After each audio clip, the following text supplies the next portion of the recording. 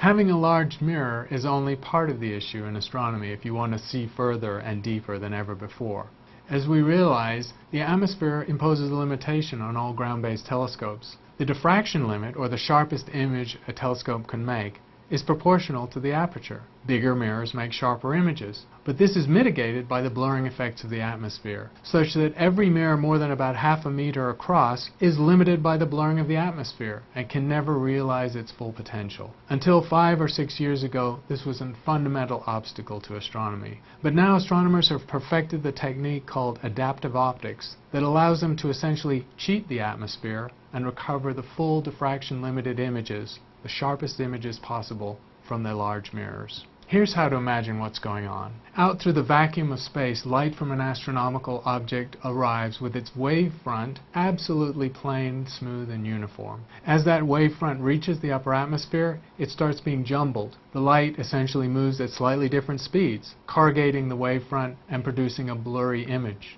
Not only that, but the image changes its shape and nature dozens of times a second because of the rapid fluctuating motions and turbulence in the upper atmosphere. It seems that it would be impossible to correct for this, but the techniques have been developed quite recently that allow astronomers to do just that. Adaptive optics was first perfected at slightly longer wavelengths than the eye can see, in the near-infrared, or 2 microns. If you look at a dense cluster of stars, in this case at the galactic center, without adaptive optics, the blurring of the atmosphere bleeds the light from all the stars together into a big mess. If you could somehow correct for the turbulence, the stars would sharpen up and they would all become individually visible, also allowing you to see much deeper and fainter than you could see without the correction. How are these corrections actually made? Well, you don't do it with the primary mirror. The primary mirror, remember, are 6 feet or 8 feet across, and there's no way to change the shape of a large object like that dozens of times a second.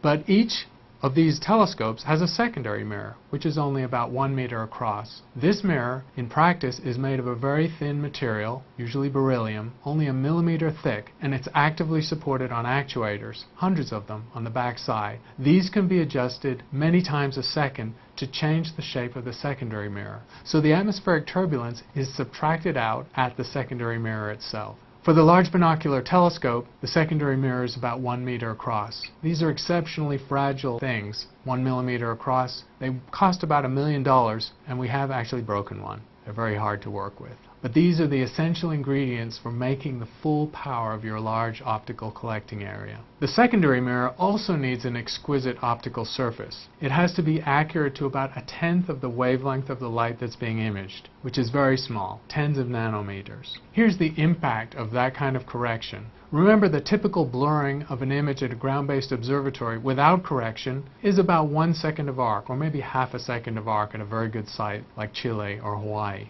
If you had 2 stars in the sky separated by much less than half an arc second, there's no way you could tell them apart without this correction. But when you add the adaptive optics, real-time correction of the wavefront, you sharpen up the images to the diffraction limit of your telescope and easily resolve images with this separation.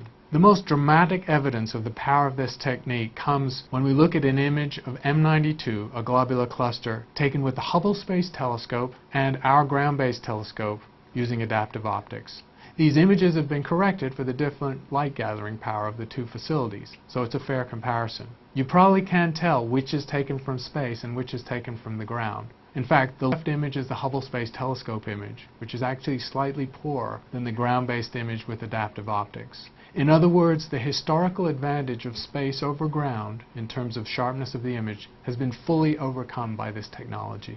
In late 2012, using the adaptive optics technique, we obtained the sharpest image ever made of an astronomical source using the Magellan 6.5 meter telescope in Chile. A group led by Laird Close, one of my faculty colleagues, did this work. The airy pattern is the purely theoretical image that would be formed by an optical telescope of this size in the absence of any atmosphere. When modeled in a test tower, it's also a fairly pure point spread function because, again, there's no real telescope looking at real sky. Normally in Chile, the image size might be 0.7 or 0.8 arc seconds, a fairly large blurry mass at this scale. But when the adaptive optics is turned on, the image sharpens to very close to the fully theoretical resolution of this large mirror. We have essentially recovered the full optical capability of a glass piece this size as if the atmosphere were not there. What does that mean? Well, the Hubble Space Telescope's maximum angular resolution is about 70 milliarc seconds, or 70,000th of an arc second. The image you're looking at has a resolution of 25 milliarc seconds, 3 times better than the Hubble Space Telescope.